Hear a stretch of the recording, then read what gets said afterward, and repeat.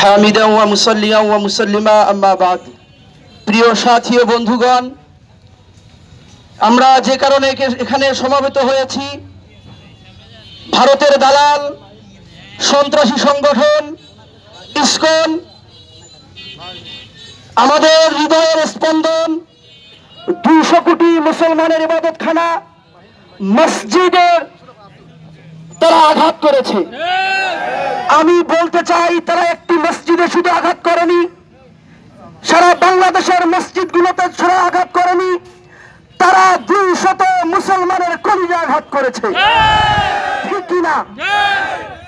এই ইসকন সংগঠনকে অনতি বিলম্বে এখান থেকে পুরো বাংলাদেশ থেকে নিষিদ্ধ ঘোষণা করা হোক।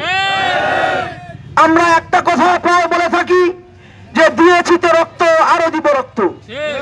একটা কথা স্পষ্ট করা দরকার, মুসলমানের রক্ত এত সস্তা নয়, মুসলমানের রক্ত এত সস্তা নয় যে কথায় কথায় আমরা রক্ত বিলি দিব। আমাদের রক্ত, মুসলমানের রক্ত অনেক কিমত, অনেক মূল্য, ঠিক কিনা? আমাদেরকে ঐক্যবদ্ধ হতে হবে। আজ সামান্য ইসকন নামের এই সন্ত্রাসী সংগঠন, তারা অল্প কিছু সদস্য নিয়ে মুসলমানের বিরুদ্ধে তারা সোচ্চার হচ্ছে, মুসলমানকে আঘাত করছে, অথচ আমরা প্রায় 16 কোটি মুসলমান আঙ্গুল চুষছি। এটা কোন মুসলমানের পরিচয় হতে পারে না, পারে না, পারে না। আমাদের ইতিহাস, আমাদের ঐতিহ্য আমরা ভুলে গিয়েছি। আমরা আজ আমাদেরকে গণতন্ত্র, সেকুলারিজম এবং বিভিন্ন পর্যায়ে আমাদেরকে সীমাবদ্ধ করা হয়েছে। আমাদের প্রথম পরিচয় আমরা মুসলিম।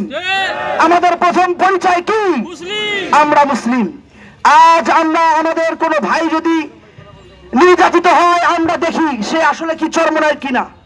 যদি চরমনাই হয়, তাহলে আমরা তার বিরুদ্ধে আঙ্গুল তুলব, বা তার বিরুদ্ধে যারা ষড়যন্ত্র করছে তাদের প্রতিবাদ করব।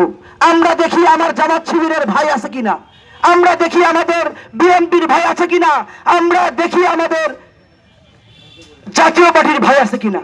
আমাদের মনে রাখতে হবে, আমাদের প্রথম পরিচয় হলো আমরা মুসলিম। আমাদের প্রথম পরিচয় কি? আমরা মুসলিম। এই সন্ত্রাসী সংগঠন ইসকনের বিপক্ষে, ইসকনের পক্ষে যে বা যারা সাফাই গাইবে, আমাদের পদক্ষেপ, আমাদের সংগ্রাম তাদের বিপক্ষে। ইনশাআল্লাহ আমরা যদি মুসলিম এক হয়ে যাই, বাতিল শক্তি আমাদেরকে দমাতে পারবে না। আমাদের ইতিহাস, আমাদের ঐতিহ্য, এটা আমাদেরকে ফিরিয়ে আনতে হবে, তাহলেই সম্ভব এই ইসকন সংগঠনকে নিষিদ্ধ করা। সর্বশেষ আমি বলতে চাই,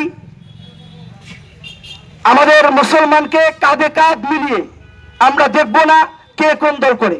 যখনই ইসলামের বিপক্ষে, যখনই কোনো মুসলমানের বিপক্ষে আঘাত আসবে, আমরা কাতারবদ্ধ হব, আমরা এক প্ল্যাটফর্মে থাকবো ইনশাআল্লাহ।